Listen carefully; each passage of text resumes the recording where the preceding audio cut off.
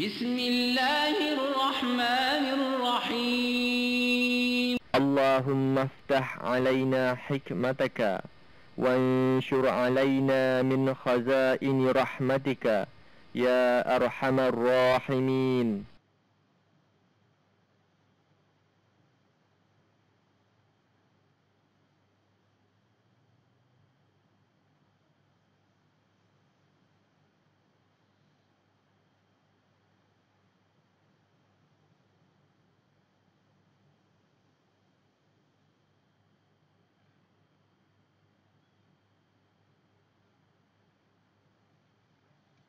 Sebenarnya maksud rukun iman. Maksud rukun iman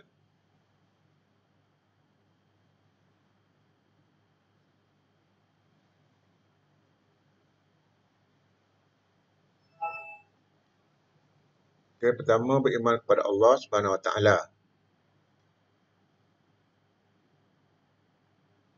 Seterusnya beriman kepada malaikat. Beriman kepada malaikat iaitu kita yakin dan percaya dengan kewujudan malaikat sebagai makhluk Allah Subhanahu Wa Taala yang diciptakan daripada cahaya dan sentiasa taat dalam melaksanakan tugasnya yang telah ditetapkan oleh Allah Subhanahu Wa Taala. Secara lebih detail, beriman kepada malaikat. Beriman ataupun percaya kepada malaikat. Pengertian malaikat. Malaikat dalam Islam merupakan hamba dan ciptaan Allah SWT yang dijadikan daripada cahaya, lagi mulia dan terpelihara daripada maksiat. Mereka tidak berjantina, tiada suami, tidak bersuami dan beristeri, maknanya tidak berkahwin, tidak beribu atau berbapa dan tidak beranak dan tidak diperanakkan. Dan mereka tidak tidur dan tidak makan serta tidak minum. Mereka mampu menjelma kepada rupa yang dikehendaki dengan izin Allah Subhanahu Wa Taala. Sebagai contoh, malaikat datang kepada kaum Lut menyerupai lelaki yang kacak. Malaikat dikatakan punya sayap dan mampu terbang dengan laju, sesuai dengan cahaya yang bergerak laju. Okey, ini malaikat. Malaikat adalah ciptaan Allah, makhluk ciptaan Allah. Dan mereka tidak ada nafsu, tidak ada berjantina. Tidak ada ibu bapa dan tidak dilahirkan, kemudian tidak melahirkan juga. Okay. Dalam Wikipedia, tengok pengertian yang dijelaskan dalam Wikipedia, malaikat ni. Okay, kita tengok sini. Malaikat merupakan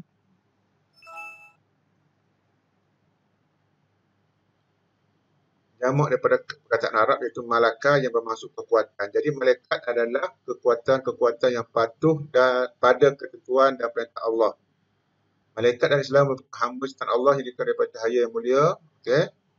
Yang tadi seperti saya cerita tadi.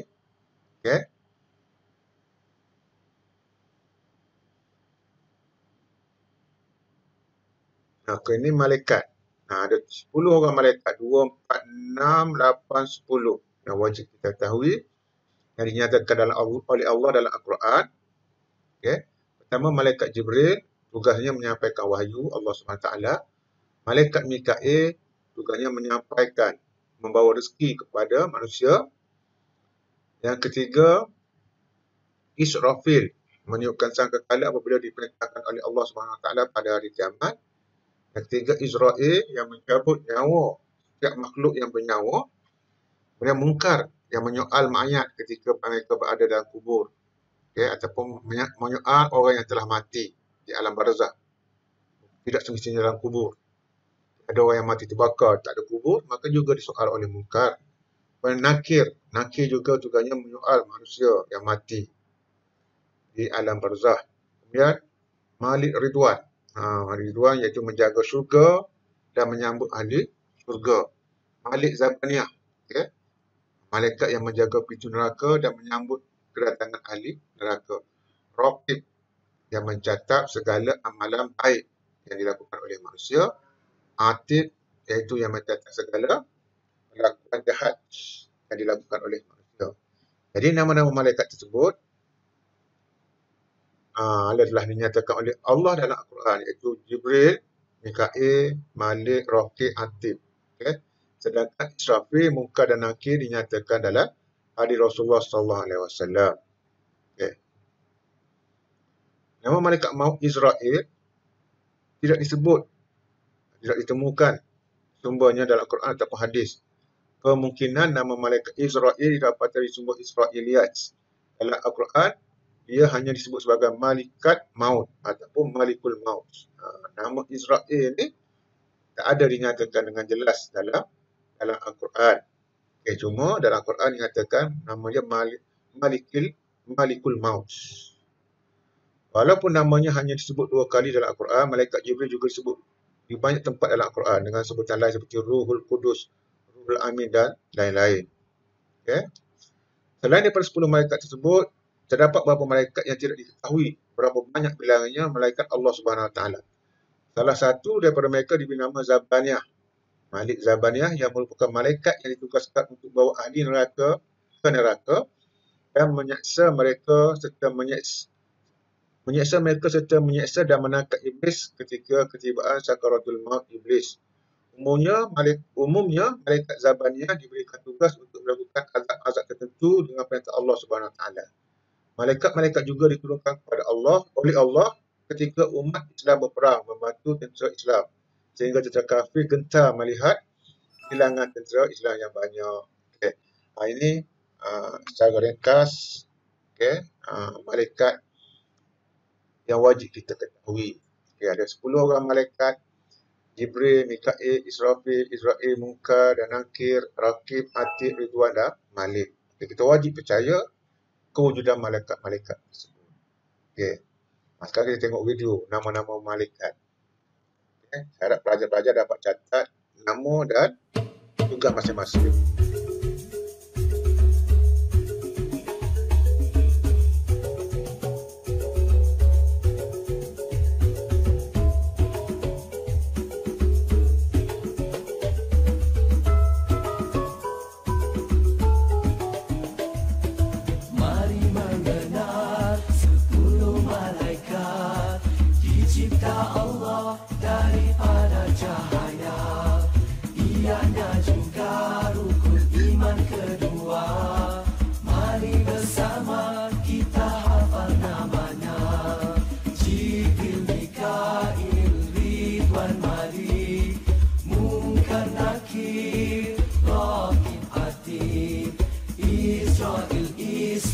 Semuanya 10 malaikat kita hafal namanya.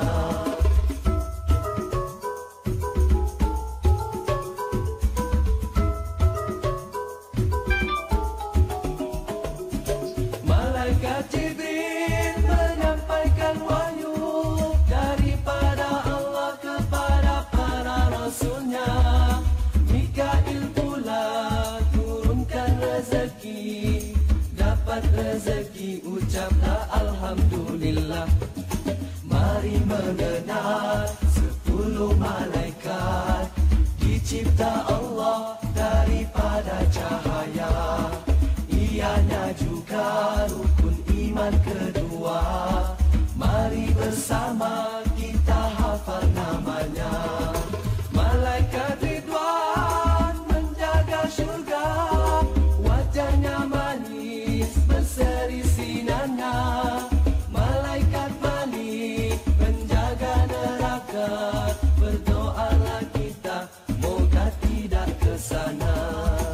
Jibril, Mikail, Ridwan, Malik, Munkar, Nakir, Raqib, Atid, Israfil, semuanya 10 malaikat kita hafal namanya.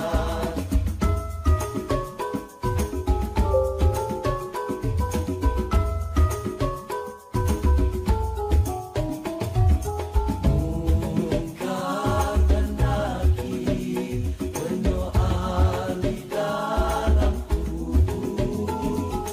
Raqib dan Atid catat kebaikan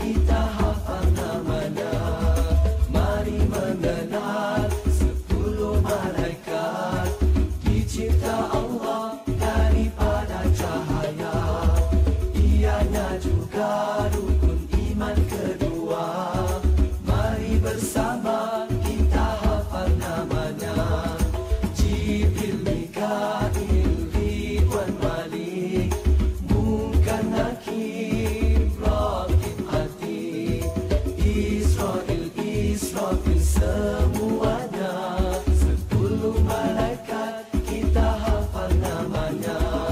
Sambil menyanyi kita hafal namanya. 10 malaikat mari hafal namanya.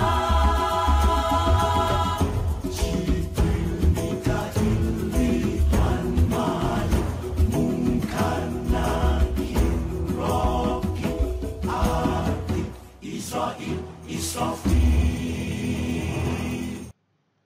Yang wajib kita ketahui nama-nama mereka serta tugas-tugas yang telah ditetapkan oleh Allah kepada mereka.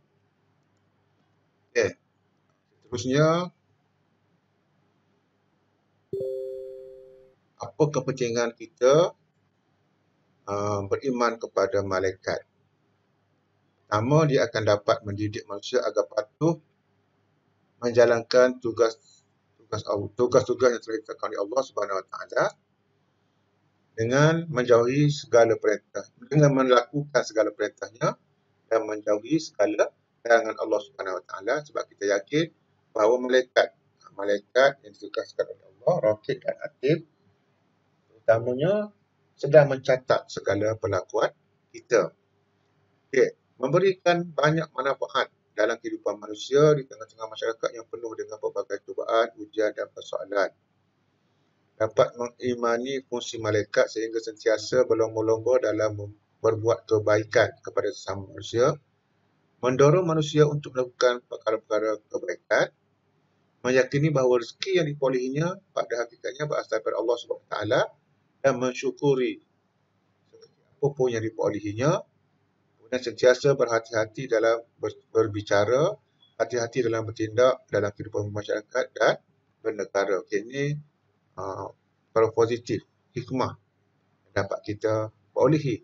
Kita yakin dengan kewujudan malaikat Allah Subhanahu Wa Taala. Okey, seterusnya kepentingannya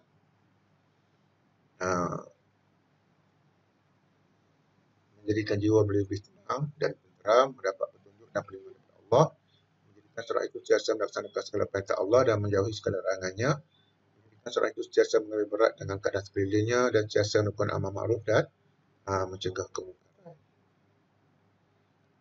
Itu beriman kepada malaikat.